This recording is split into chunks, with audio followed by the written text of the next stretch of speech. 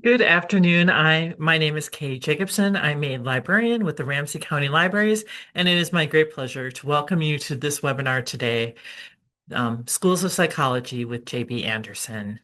It is a little bit about JB. He is a creator of a long-running American President's History series that he presents not just at OLLI, but around the metro area. Um, He's worked at the University of Wisconsin. Okay, maybe I'm wishing I was in Wisconsin, but no, he's University of Minnesota. He was there for over 25 years, um, doing all kinds of things. You can always fill us in on that, JB. But today's program is brought to you through the co-sponsorship of the Osher Lifelong Learning Institute of the University of Minnesota with the financial support of the Ramsey County Libraries. So, without any further ado, I'm going to turn things over to JB, who is sporting a lovely, I don't know if it's a new pair of suspenders, but I haven't seen those in a while if they aren't. So, here you are, JB. Good, thanks. Say, check your email, please. My wife's. I I did send one Okay, thank you. in reply to yours, though, so I don't know if she saw it. Do I need to send it to her? No, if you responded to everyone, she'll get it. So, Okay, I'll double check on that. Okay. thanks. Hello, folks. This takes just a second here. Got my slides open, share screen. Okay, good. Thanks. Well, glad to have you watching what I do. So, thanks everyone for being patient. Um, Today we're going to do Sigmund Freud and um, want to let you know that uh, everything's fine here now. So let's go. Here is a picture of Sigmund Freud and holding a cigar. He got a lot of trouble about smoking during his lifetime. Let's talk about some places that were important to Freud, especially in his early life. He was born in Czechia, today called Czechoslovakia, or the Czech Republic is what it's called. And he was born in Pribor, down in this area, this kind of southwest corner of the current Czech Republic. As an adult, he lived here in Vienna, Austria. Vienna is part of the northeast section of Austria, very close to the Czech border, the Slovakian border, the Hungarian border, considered an Eastern European country. He moved to London and died in London on September 23rd of 1939. He was 83 years, 4 months, and two weeks old, and he is buried in London.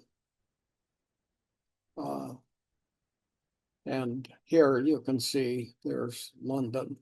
The reason over here, he moved to London to escape the Holocaust, called by Jews the Shoah, and little more about Freud and religion in a couple of minutes.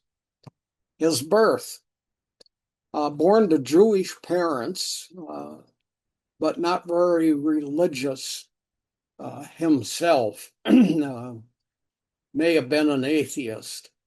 His father was a Hasidic Jew, and Hasidic Jews have very important rules about dress. Here's a picture of three Hasidic Jews. They have curls that come down from their temple, and you can see a couple hanging here. And they dress all in black in these uniforms that you see here. His father changed from being a Hasidic Jew. In Manhattan, where I've been many times, there is a jewelry row of shops down in the south of Manhattan, mostly run by Hasidic Jews. So you see people dressed like this. I once got on a subway in Manhattan, and the train car I got onto had just one person on it. I sat down across from that person, and it was a young person, 20s or 30s maybe, and a Hasidic Jew. I thought, well, I can't talk to that guy probably. He's looking at me. He says, "Where are you from?" I don't know why it is people in Manhattan always know that you're not living in Manhattan or not resident there. So anyhow, we had a very nice conversation. And this was Freud's father's background. Freud was born with a caul. That's a covering over a part of your body, usually the face, the head area. This is a picture of a child born with such a caul. Here's another picture. It's easily removed. It occurs in about every 80,000 births. And here's another picture. Uh, in his day, it was a sign that you would be a person of prosperity or a person of great accomplishment. So he was treated significantly during his young period. Here he is as an adult. His birth name was Sigismund Shalomo Freud, but he wanted to be called uh, Sigmund Freud. Early life in Austria. His parents were, we pronounce it Jacob, Jews pronounce it Jacob Freud, and Amelia Freud. And they applied to immigrant uh, to be to leave the Czech Republic area and move to Leipzig, Germany. His father made that application in 1859 with his infant son. And he had a good conduct certificate that was issued by the mayor of his hometown. Here up at the top, I've magnified it down here so you can see it says certificate. And then it's all handwritten, telling very nice things about Freud's father. And interesting, kind of written at an upward angle there. And his father was a wool merchant, and he was from Moravia, originally Eastern European country. Here you can see the Czech Republic and Moravia, separate entities at the time of Freud's father's desire to immigrant. Today, Moravia is part of the Czech Republic, so this is all one country. And this is where his father was from.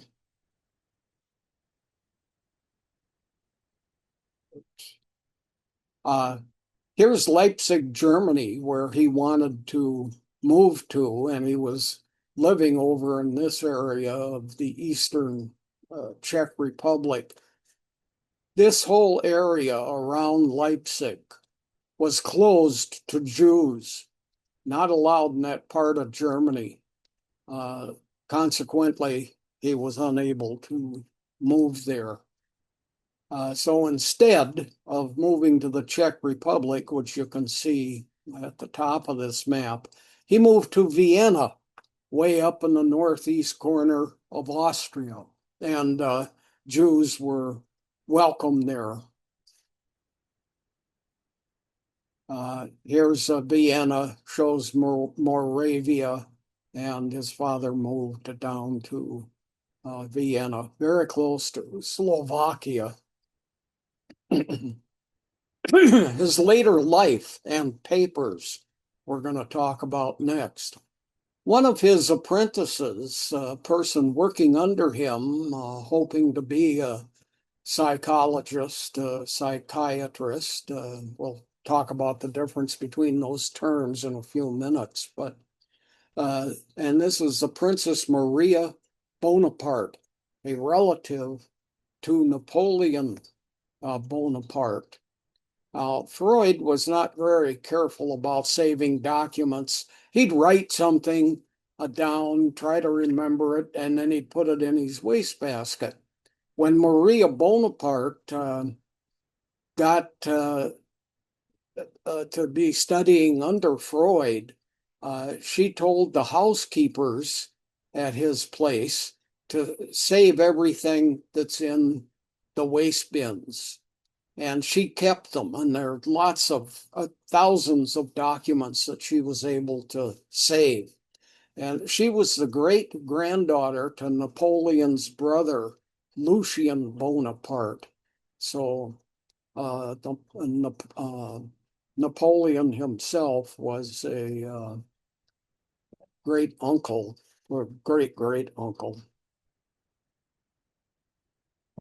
Both Maria Bonaparte and Anna Freud, who's Sigmund's daughter, who also became a psychologist, they donated all of this material in 1952 to the United States Library of Congress. Pretty unbelievable how all of Freud's documents that were saved by Maria Bonaparte are now in Washington, D.C.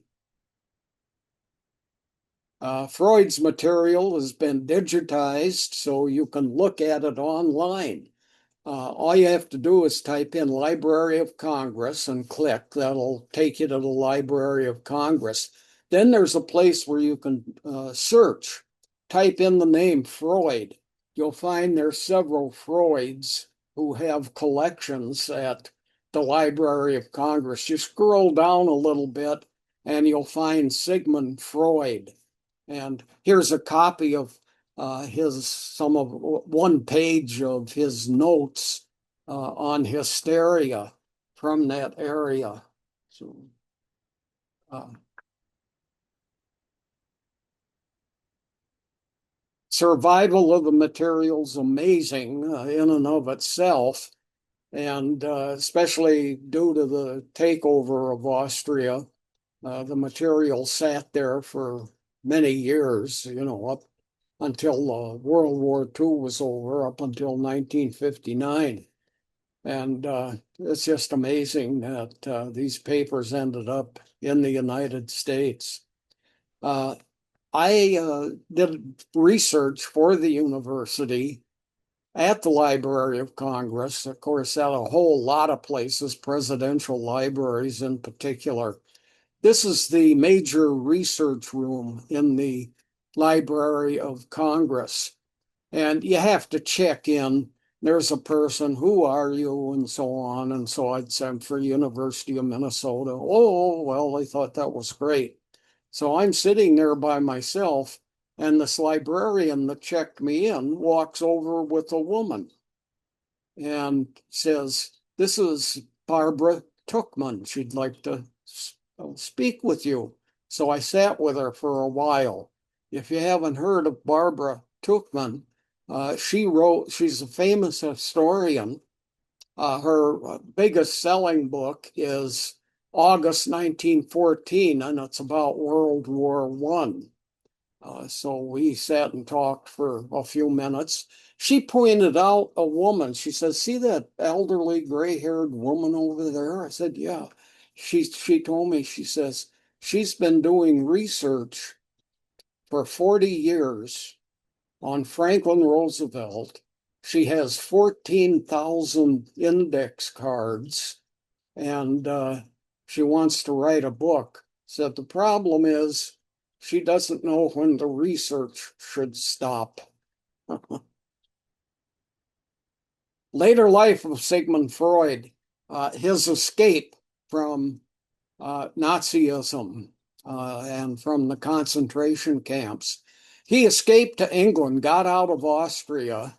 His daughter Anna, pictured here, who became a psychiatrist also, was questioned by the Gestapo. She didn't get out in time, but did manage to escape after her interview by the Gestapo.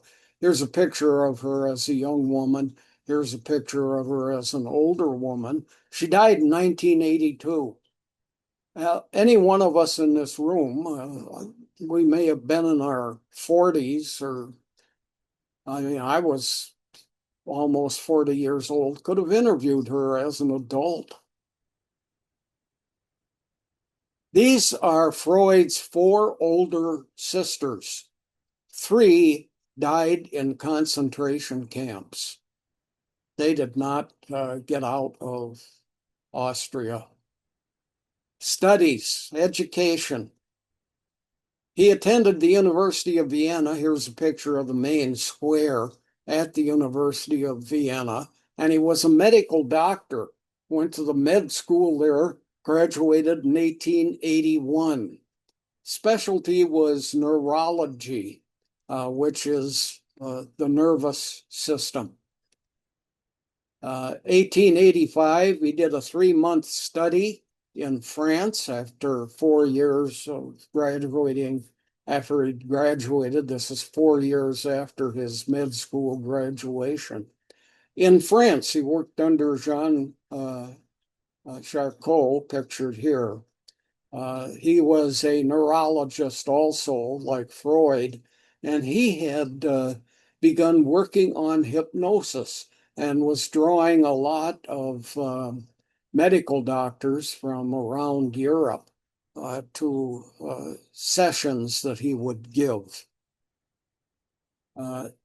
So this 3-month study in France, Freud got very interested in psychology. And actually, it's not psychology. That's if you have a PhD, a doctorate in philosophy, majoring in psychology, then you're called a psychologist. If you're a medical doctor with a psychology background, you are called a psychiatrist. So technically, Freud is a psychiatrist because he has a medical degree. One of the major differences here is a psychiatrist can prescribe drugs. Psychologists don't. I mean, they tell you about over-the-counter stuff. Development in his practice. First, hypnosis. He set up practice in 1886 in Vienna, and he used hypnosis on patients. Again, here's Vienna, where his practice was. You can see it's in the far northeast section of Austria. This is a picture of Freud as a young person. I'm sorry, it isn't Freud. It's Joseph Brauer, a fellow that he became pals with, and the both of them were interested in hypnosis. So Freud and Brauer used hypnosis on their patients. They would get them under hypnosis to recall events in their life, stuff that they wouldn't talk about easily if they were conscious or not hypnotized anyway. So usually troubling things, and it's this whole psychology, psychiatry, a lot of people say it's all about finding out things about yourself that you don't know, and that leads to resolution. Now this is Freud with a patient who he has hypnotized, a young man, and he would make his patients concentrate on something.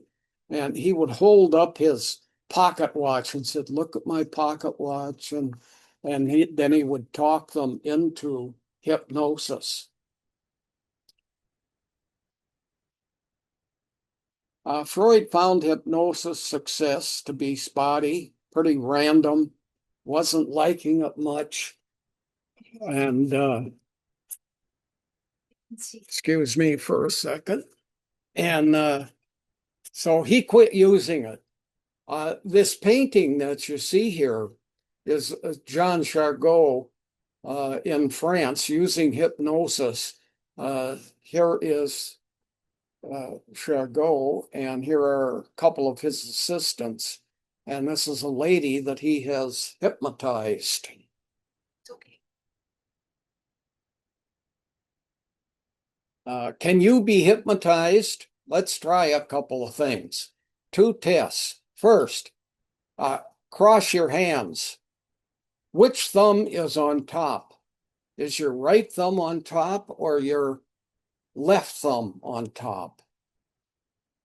Okay, if your left thumb is on top, you are very likely to be a person who can be hypnotized. Let's take a look at a second item. And you actually have to have somebody else in the room, but I'll tell you about it here. You pick a partner. This was easy when you were teaching an in-person class. I know many of you are probably alone watching this. So anyway, someday have someone look at your face and you point your eyes upward. Don't move your head. Don't point your head upward. Just look upward and ask them how much white is showing in the underneath my pupil or iris. Here's the iris. And is there a lot of white? A little bit? A great deal? Here are examples. Here's very little under the eye. Here's a lot. Here is a great deal. So find out how much white is under your eye, under your iris. Then, the more white, the greater the likelihood of hypnosis success. So, which thumb's on top? Left means easy hypnosis. How much white under the iris is showing when you look upward? A lot, you're open to hypnosis. Developments in Freud's practice. First thing we're going to talk about is free association. Here, Freud moved on from hypnosis to free association. He didn't much like hypnosis. Here's a picture of him in his office clinic where a patient would be lying on this sofa that you see here. Now, free association, the purpose of it was so you could have an open discussion with your patients.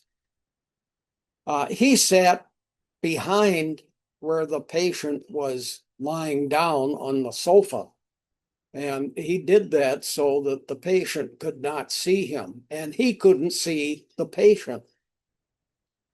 Reason for that, you weren't giving visual clues to each other.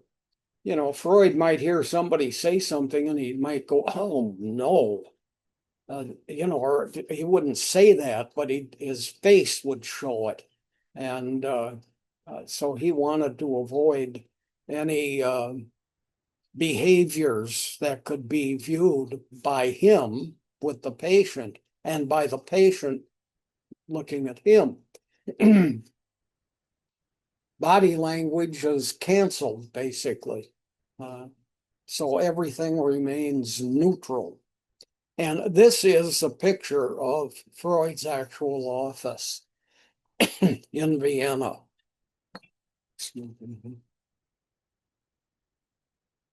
Now, what's free association?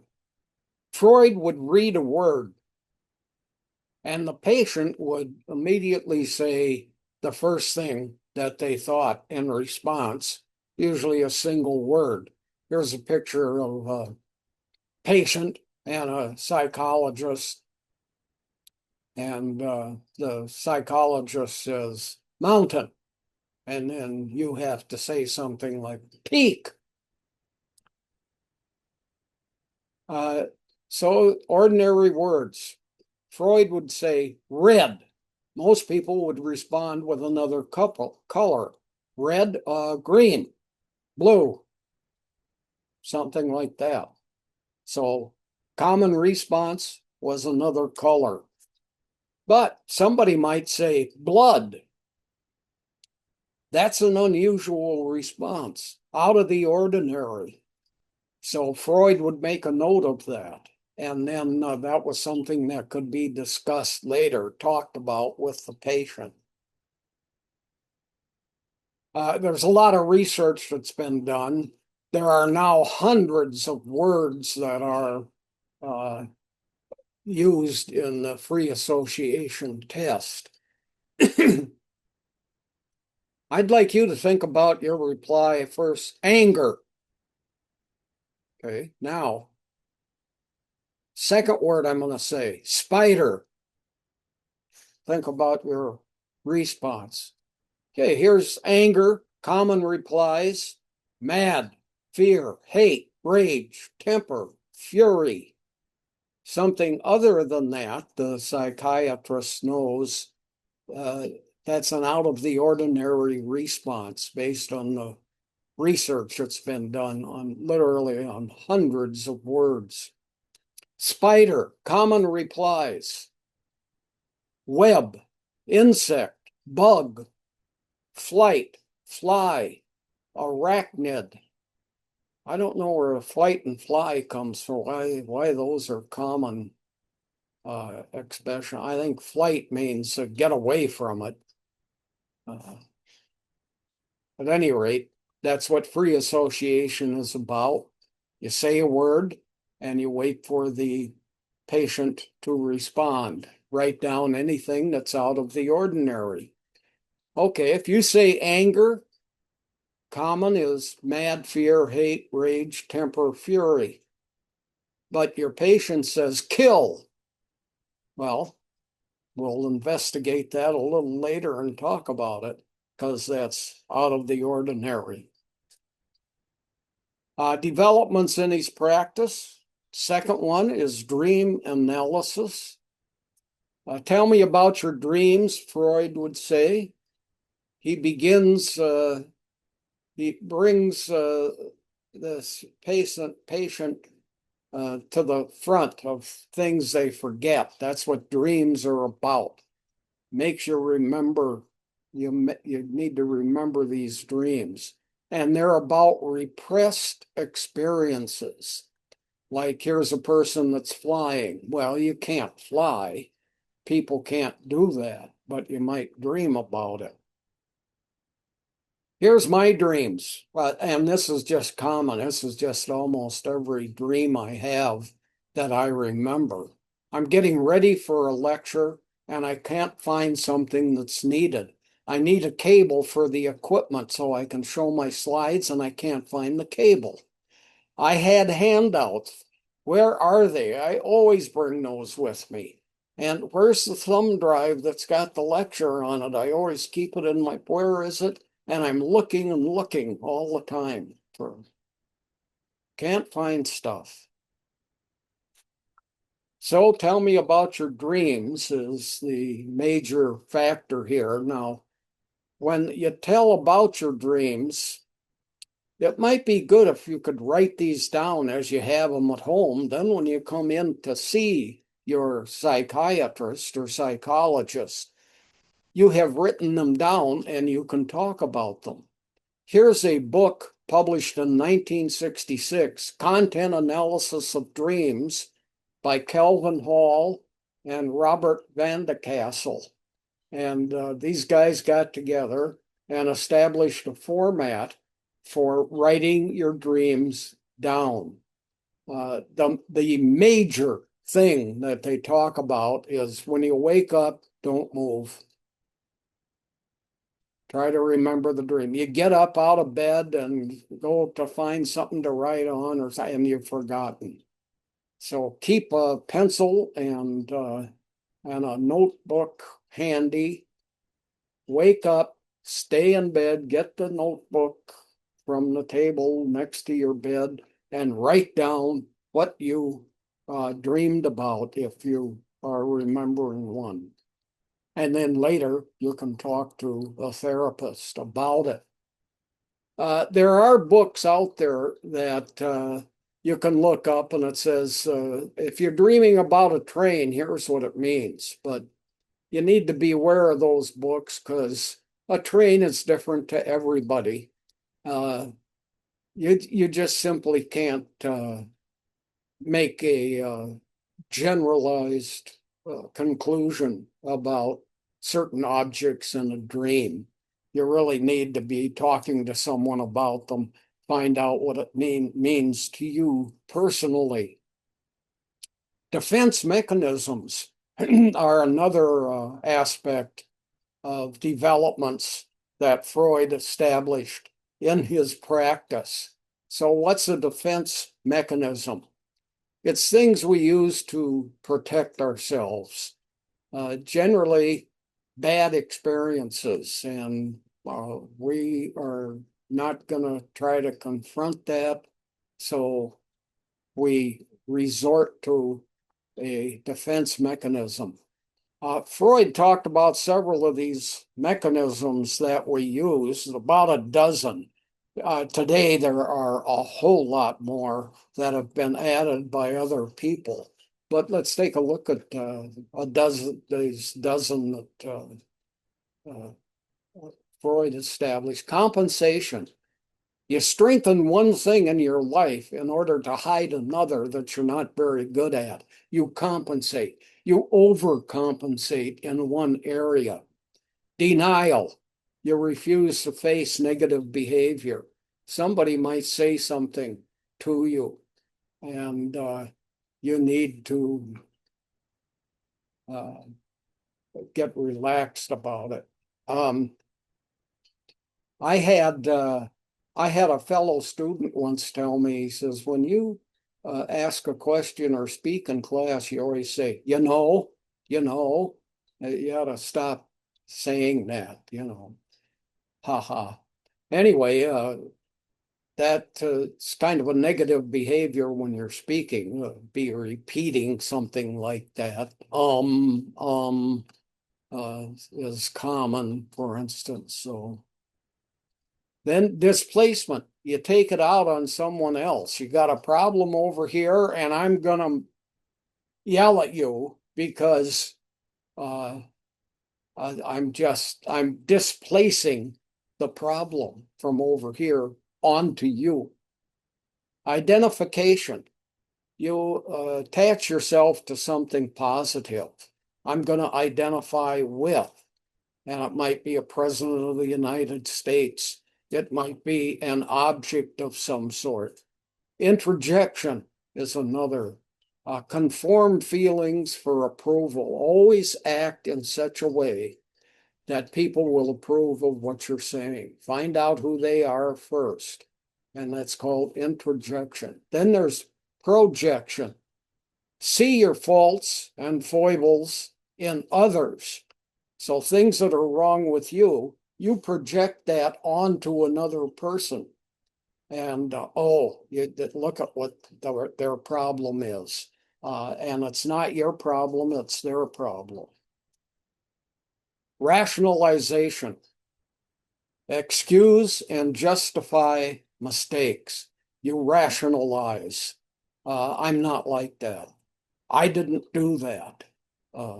That sort of thing. Reaction formation. Pretend you're different than what you actually are. Uh, think of yourself as something other than what you are. You are reacting and forming an attitude that is really different from what you are. Regression. Act much younger to feel better. You go backwards. And I tell people I'm 82 years old. They don't believe me. I have to show some of them my driver's license. At any rate, I could be telling people I'm 58 and they would probably believe it. Repression. That's putting things into darkness, hiding things. You repress them. You don't want to have to think about them. Ritual and undoing. This is overriding negativity with a habit of some sort. You start thinking negatively and you put a toothpick in your mouth and chew on it. Something like that. Sublimation is the last. This is to divert negative things into acceptable things. So give reasons why something you're thinking, give reasons to yourself why that should be acceptable. And of course, there's a whole lot more of these that have been developed by other people, including Freud's daughter. Another development in Freud's practice is called the Freudian slip, misspeaking. That was a great meal. I appreciate the hostility. Now, this is a Freudian slip. What he meant to say is, I appreciate the hospitality. And so you say something other than what you intended. And Freud wants to look into that then. Why did you say hostility when you meant hospitality? What was going on around you, etc.? Misspeaking, it's a slip of the tongue. And it oftentimes it enters into the unconscious mind and then suddenly comes out again. Psychoanalysis is another development that Freud made. These techniques combined together came to be called psychoanalysis. So here's all three of them. Free association, dream analysis, defense mechanisms, and the Freudian slip. And that's called psychoanalysis by Freud. And those are the four techniques that he uses with his patients. So let's talk next about the unconscious mind. And here we have these four items that Freud developed: free association, dream analysis, defense mechanisms, the Freudian slip. These are all ways that Freud used to get into the unconscious mind, things you're not aware of, things you're not telling yourself. It's a discovery operation for the therapist to use these techniques. You're finding out what this person is hiding. So it's hiding from yourself. And we're going to start discussing it if you're in a therapy session. Freud popularized this idea of the unconscious mind. Here you can see, here's a picture of an iceberg, 7/8 hidden. It's what we do to ourselves also, individually, in our own concept of ourselves, and within a group. Personality theory, introduction. Id, ego, superego, these are all Freudian terms and concepts. Here's the id. It's got a tail and horns. Here's the ego. Spread yourself out, raise your arms, widen your legs. That's your concept of self. It's the reality of yourself. And the superego there, you got wings. That's about morality. So Freud says you got id, ego, and superego. These are instincts, reality of your situation, and the morality of how you, it's about how you behave. First, we're going to look at the id. It's unconscious energy, and it's basic urges that you need to satisfy. Generally, it's pleasures that need to be fulfilled. It's the pleasure principle. Here's a little girl looking at cupcakes. She wants immediate gratification. No, honey, those are for after we eat. You have to wait till dinner's over, and then we'll have a cupcake. And this is known, Freud called this the pleasure principle. There's something that you want, and you want immediate gratification. Many call these things impulses, or they say that these impulses are They're instincts, means they're something from nature. It's a natural thing in people. Some say they are learned. These are nurture things. Nurture means learning. And of course, there's a bias at the bottom. I happen to believe it. These are nurture items. Let's take a look at approaches to psychology with this whole concept of nature on the left and nurture on the right. And we're going to go through these explanations. Nature, it's a biological approach. Genetics is the focus, or it might be hormonal, or it might be some nervous system chemicals. And this explains your behaviors. It's all stuff going on in your body that is genetic, hormonal, chemical. Then as we move across here, we get to psychoanalysis. This is Freudian's concept. Innate drives of sex. That means you're born with a sexual drive. And aggression. We are born to be aggressive people. These are both nature things, sex and aggression. Social upbringing during childhood is something that Freud was interested in. What was your childhood like? Tell me about it. Who did you hang around with? How were your parents, etc.? And that's nurture stuff. So here you got Freud with, yeah, it's part of it is we're born with, part of it we learn. Third, cognitive psychology. Schemas, plans that we have, the way we think the world is, our perception, our memory, these are innate, mean we're born with these things. What's the best way to operate? How do I see things? And why would I want to remember that? It's constantly changed by the environment, many of these things are. So you develop a different scheme, and some, are they innate? Are they learned?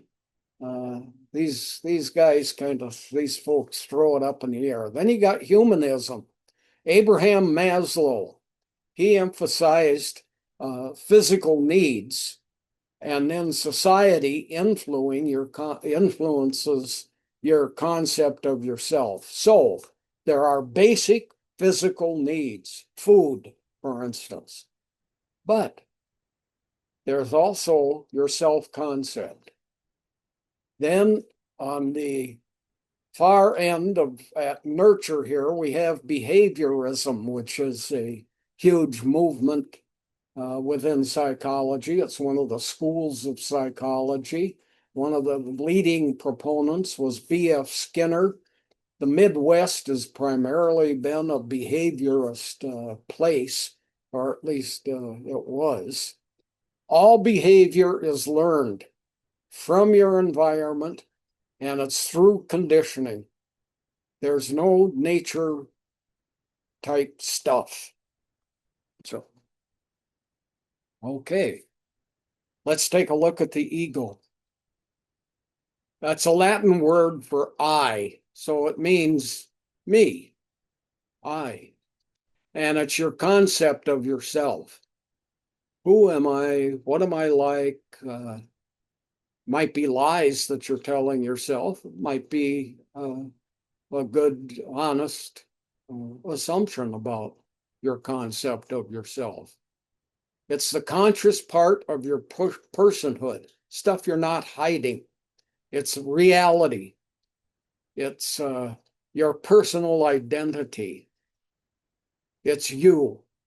It's I. Okay, concept of self, conscious part of your person, it's reality, and it's personal identity. That's what ego is. Freud defined these things in this way. A big ego. Too much fullness of the shell self. Here's a little house cat, and the image behind him is of a lion. So you can get a big ego. And, we've all known people like that. Here is egotistical.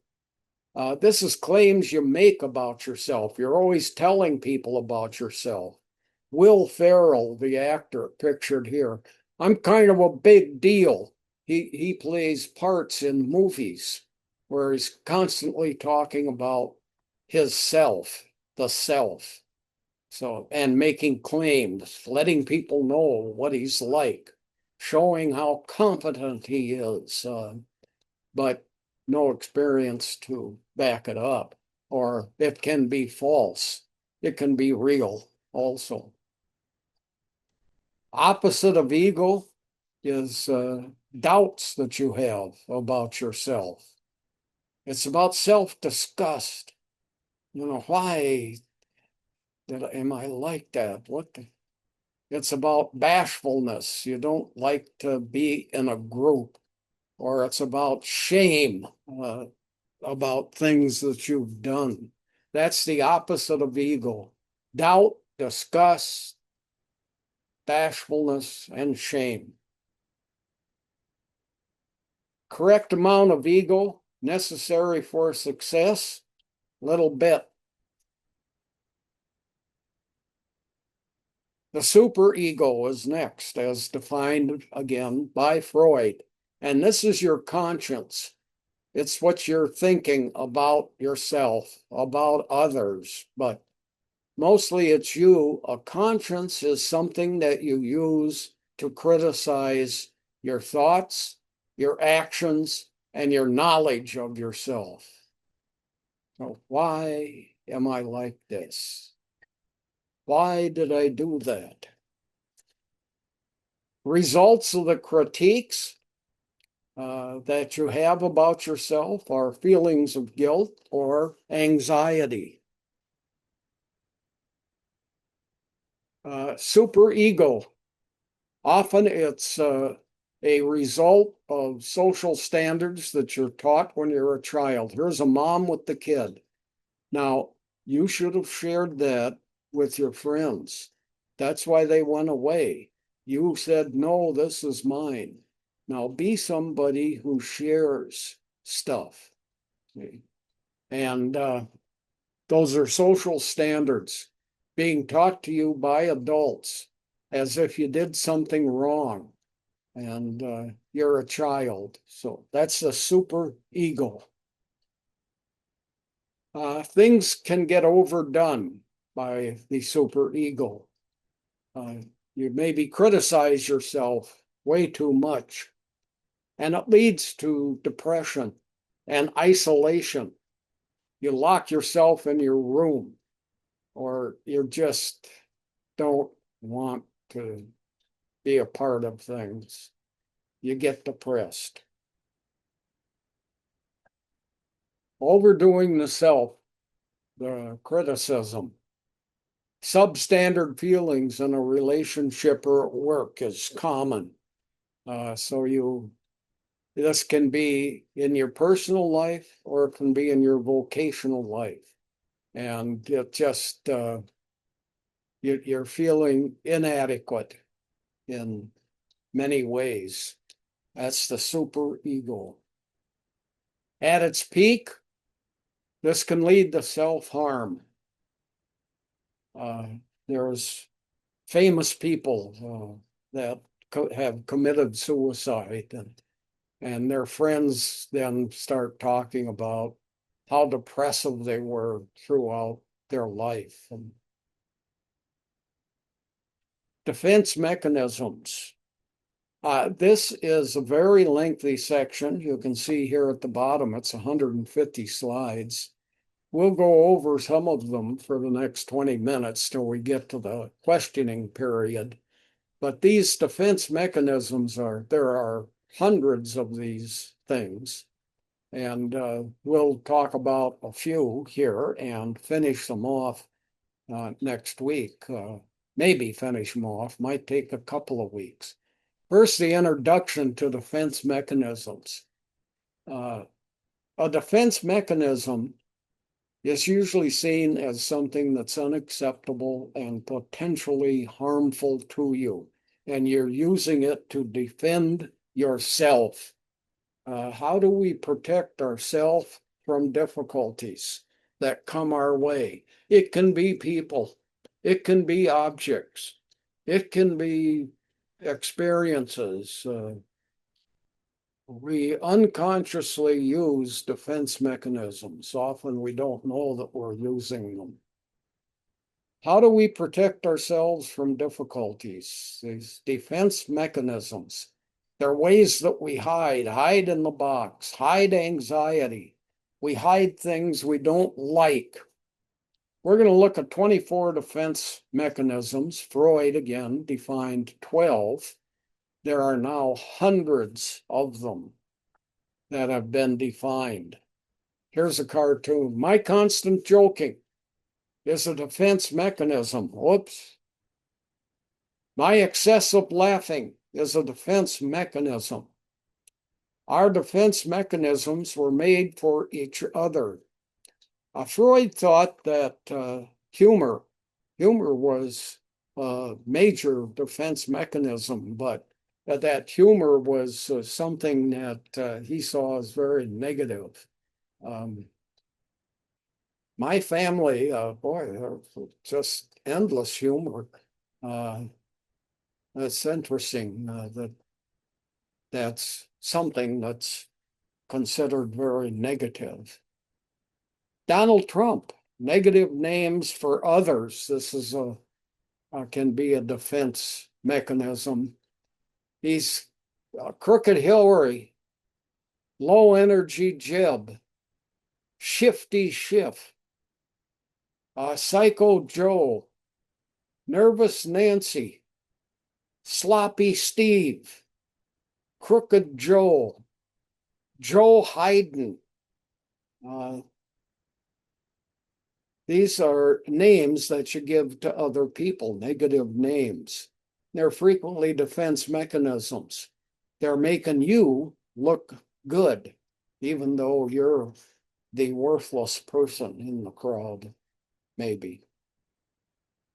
So we're going to look at defense mechanisms in alphabetical order. First, acting out. Acting out is where you take some inappropriate action, often to something that someone said. It's a very antisocial behavior. It makes you look bad in the group. It's harmful to yourself. It hurts other people. Acting out. You make up for the action, or making up for the action is a difficult thing. Apologies are generally not accepted. People don't like what you did. They're not going to make an excuse for you. They're not going to be forgiving. This is a difficult thing. You really exploded. It's like a temper tantrum when you're a young person. You fall down, you kick the floor. It's like a child's temper tantrum, except you're uh, an adult doing it. It's generally exhibited by addicts to drugs when they're confronted about their usage. Uh, so drug taking is a major element of acting out. Shoplifting is another action that people often take that's acting out, showing off. Uh, Gives you a sense of control to the person that's doing it. I'm in charge here, I can take these drugs and be a decent person. And shoplifting, you're getting away with something, and it's something useful to you. Generally listed, acting out, generally listed as the major reason for juvenile delinquency. Here's a young man arrested in Oakland, California, and here's a woman. I don't know if that's a lollipop or a cigarette in her mouth, pretty long cigarette. but she may have been shoplifting, etc.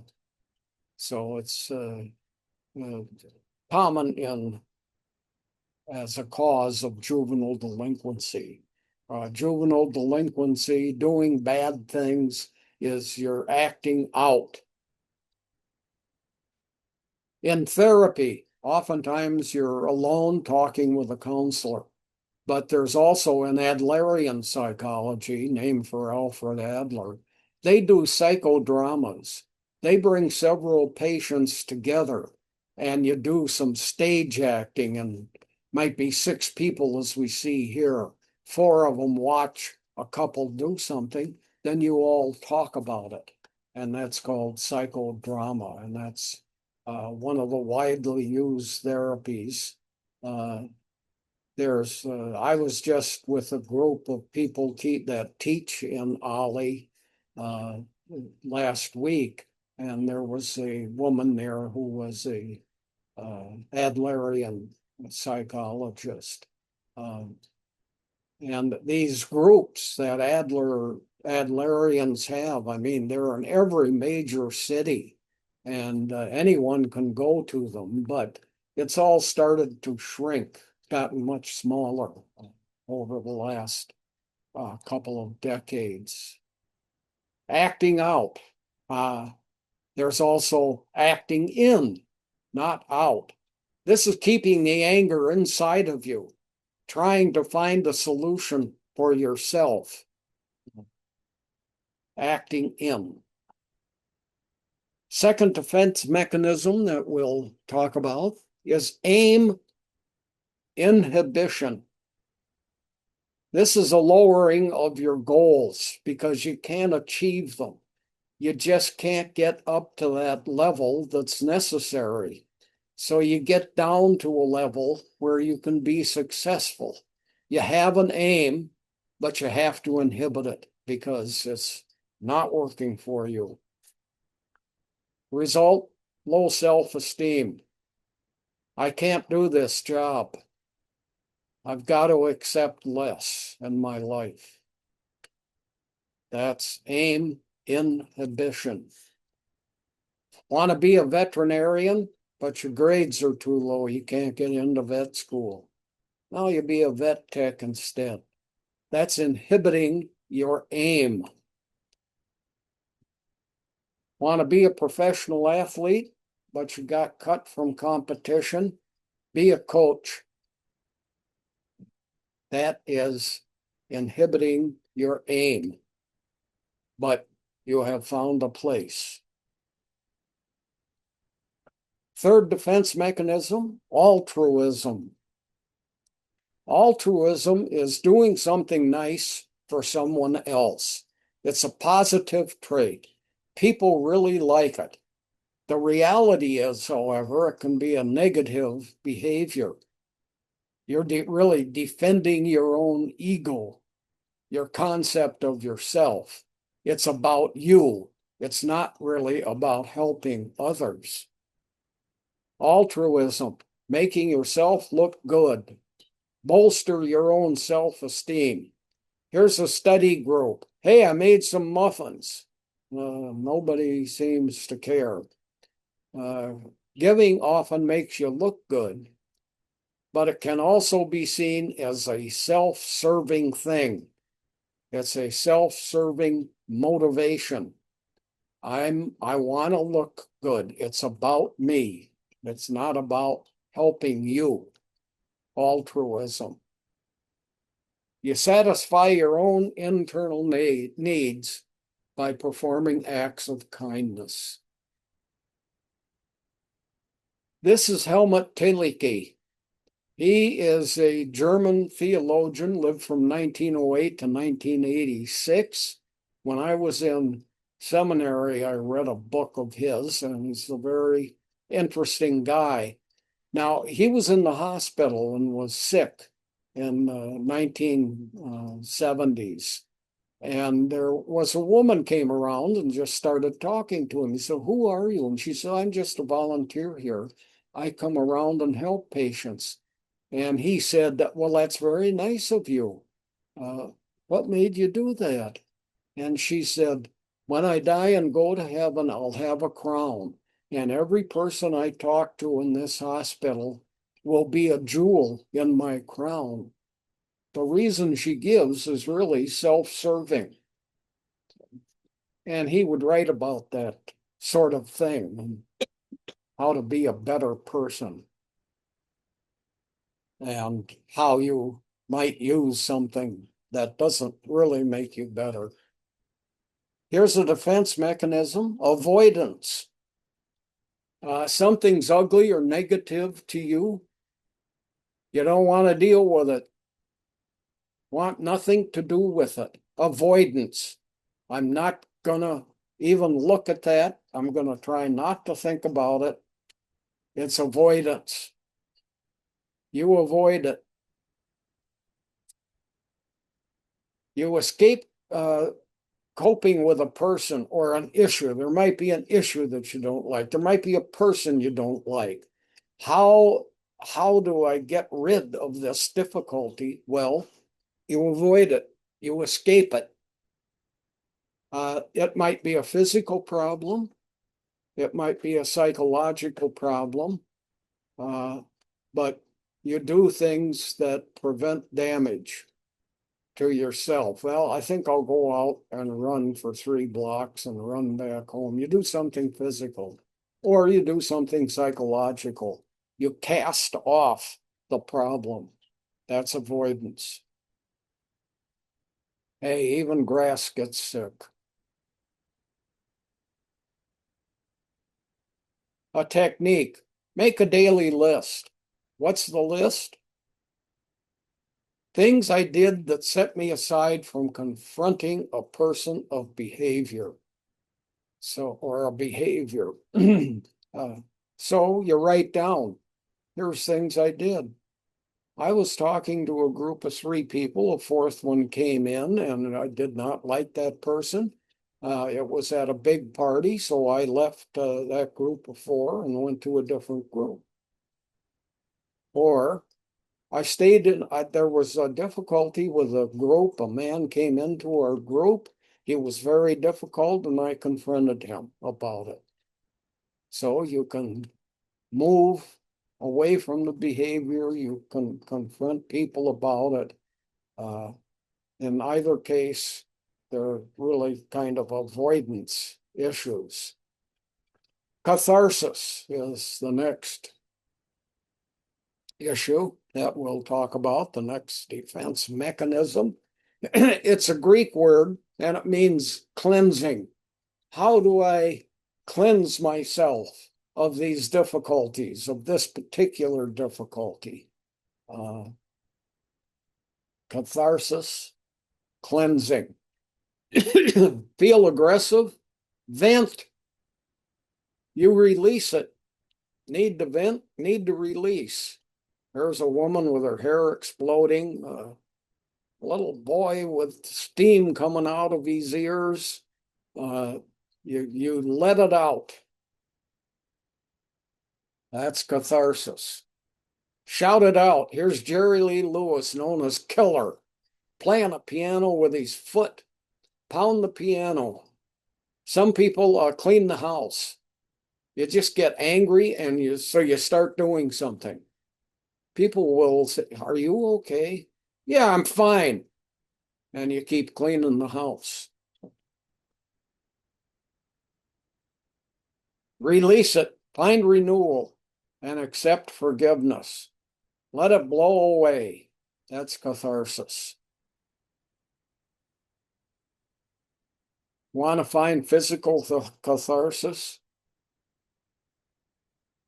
Use X-Lax. He. Next defense mechanism, compensation. You overachieve in one area because you're pretty worthless in another area. So you make yourself look good and don't deal with the other thing. This is Alfred Adler, very famous psychologist. This is the main theme of Adlerian psychology. is compensation.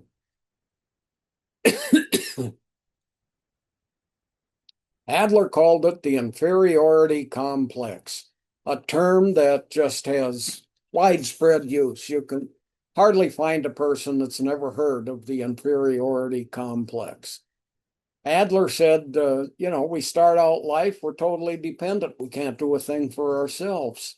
We can't feed ourselves. We can't go to the bathroom on our own.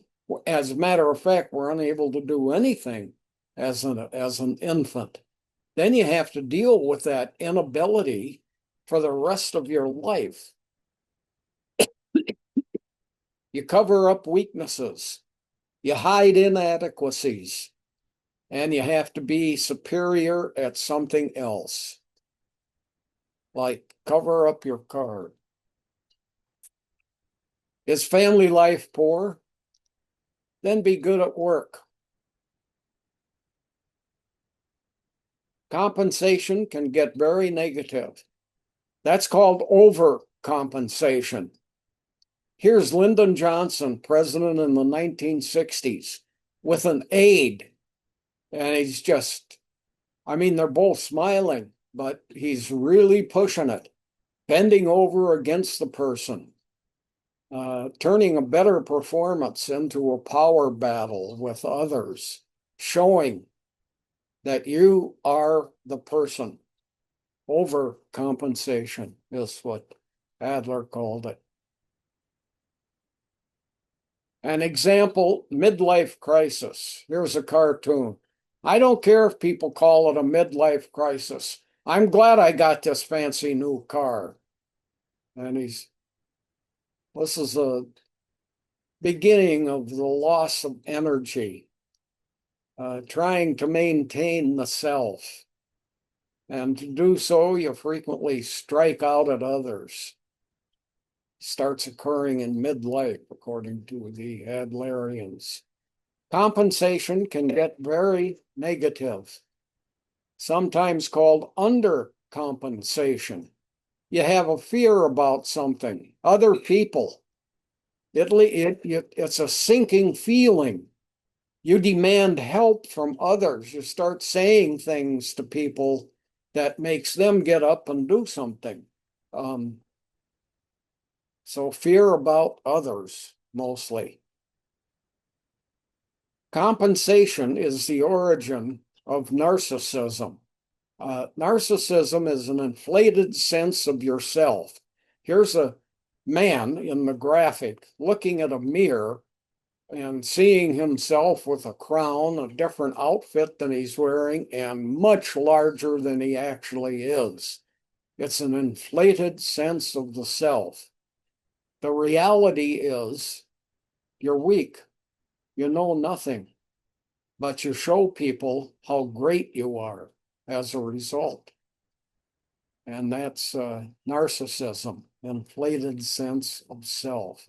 Narcissistic tendencies. You speak directly to people about things you've done. You be friends with high-ranking people. This is an association that, he's my friend and he's so-and-so. And you speak mostly about consumption. The other day, I bought a thus and such. Or the other day, I won a chess game, whatever it might be. And this is compensation for things that you really can't do. So you talk about things that you did, and they might be lies. Next defense mechanism is denial.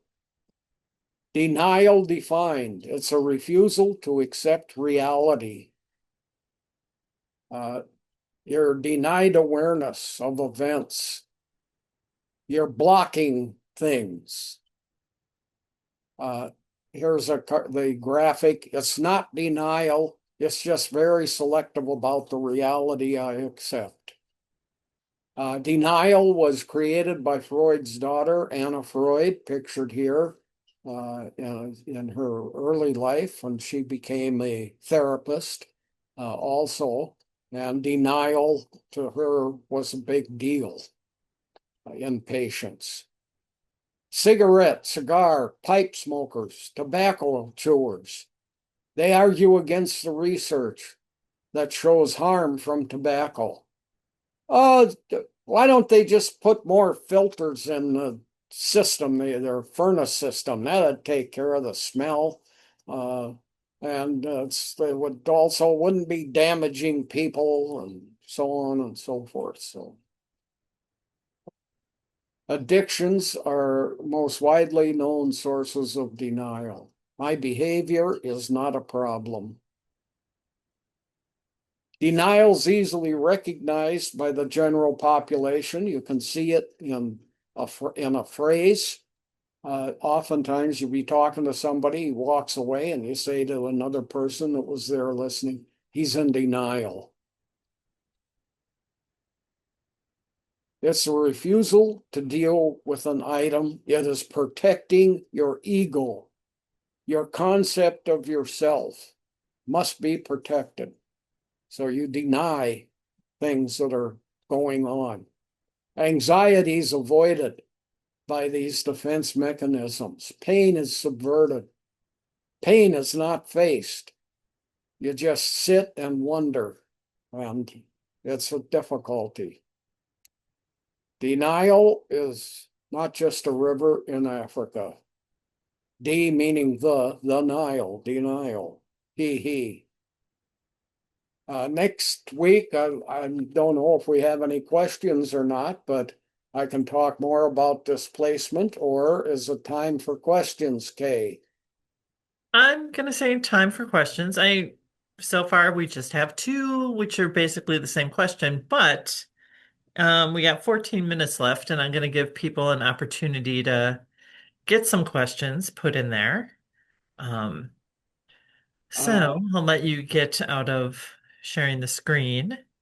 I need to get the images of us. Oh, There we go. there we go. Thanks. Good. Yep. So everyone feel free to put questions in Q&A. Um, and let's see, we'll start with our first, which is both the same thing, where they're asking about, I'll phrase it in two different ways. Is there any medical reason why the two tests indicate ability to be hypnotized? And it's like, how scientifically accurate are the two tests for that ability? Um, they're both wondering. No, I don't know. There's, there was research done on this stuff by lots of people. That's how it was discovered.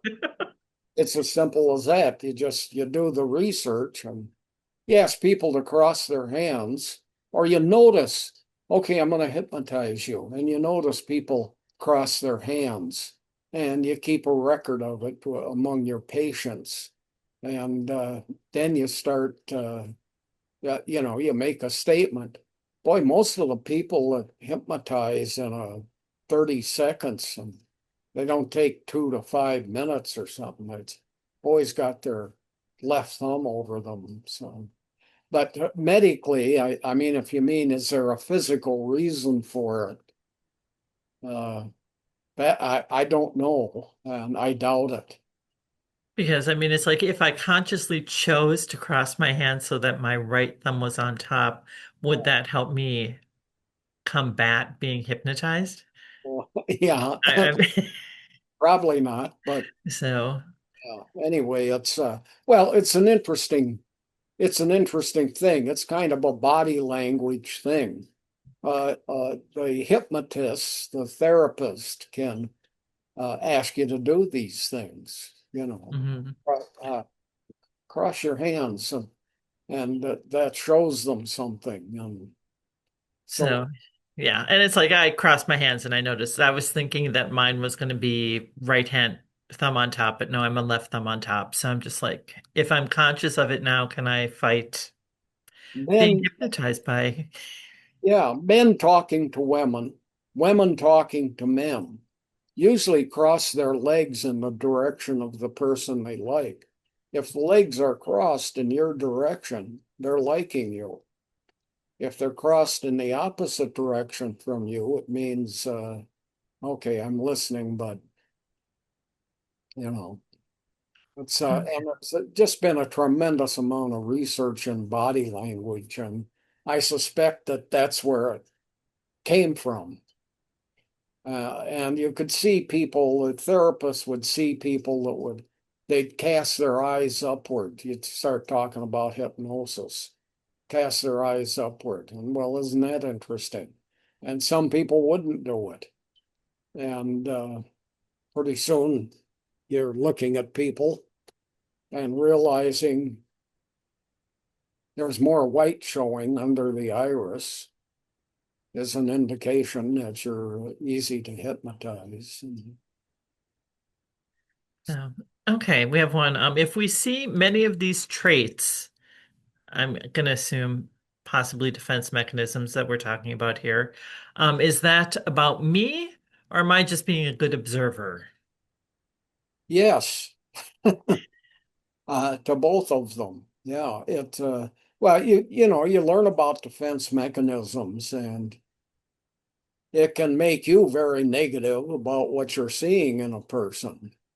Some of them are very negative devices that people use to make themselves look better or make control over yourself. But mostly they're defending you. They're Mhm. defense mechanisms, things that you use is what's really significant. But you can see this in other people and disassociate yourself as a result if you don't like what's being said. And you know, you can see this kind of behavior on late night talk shows. Um, a famous person will come out, a big star of some kind, and look at how they're dressed and look at what they say and who they look at, the camera or the audience or the MC, you know, the comedian that runs the late night show. So just observe what people are talking about and look at it in yourself. What am I saying? And what am I doing? And just become more aware of these things that we tend to hide from ourselves. And, Okay. Someone's wondering, have these psychologists been revised or their ideas improved upon? there's been a gigantic change in schools of psychology. They are now pretty much frowned upon. It's the advance of science and psychologists and psychiatrists wanting to see it as science. Mhm. Uh, in the 1970s, I could ask people, "Are you a Freudian or a behaviorist?" Or people would ask, I'd say, "What kind of psychology do you practice?" They'd say Adlerian. People don't say that today. Very few do. You don't ask people about it. These are philosophical movements, and we want science now. So you look at research mostly, So and if somebody wouldn't say that they're practicing Freudian psychoanalysis yeah, anymore, it would be looking at parts of that scientifically versus yeah, how Freud did it. yeah. It's based on research, you know. So how do you cross your hands? That's a piece of research, and for psychiatrists are medical doctors. They can give prescriptions. So they look at you and what's going on, and they know they get it figured out, and they go take this pill. You know, psychologists are therapists only. They're not people that give prescriptions, and they tell you what to do, point out things. You try to discover things that people don't know about themselves. You get them to talk about it, and you use science, research that's been done in order to get there today. Right. So someone goes, so the hypnotism support is anecdotal, but Uh, maybe it's anecdotal and then you try and apply science to it, I suppose would be once you start noticing a pattern, you want to see um if there is basis behind the anecdote. yeah. Okay. Um, so did Freud or Adler prescribe medication? I don't know. They could have, although I shouldn't have said I don't know, but those kinds of medications weren't available in their day. So, That's so I would say probably not. There may have been there were well, I know that there were some things, but they were uh they weren't medic regulated. they weren't medications like we think of today. Let's sit down and relax. It's Drink. like, I want you every day at 5 o'clock to drink a bottle of beer. That forces you to sit down. It takes you some time to drink the beer. You are relaxing. So beer was the pill in the days. So these guys died in the 1930s, and drugs, became much more widely available later. The 50s were an explosion of drug medications of all kinds. And okay. Um, let's see, we got 4 minutes left. I'm gonna try and focus on a couple things here. Just somebody noticing, I've noticed that men aren't apt to cross their legs very often when on stage with women, and the women do just the opposite, is yeah, what they're saying. leave the, Um, yeah. um, okay. Okay. What drives some of the topics of scientific psychology today, would you say? Well, I'd say it's how to get a person to talk to you. Um, it's a talking game mostly, and you just watch what they do.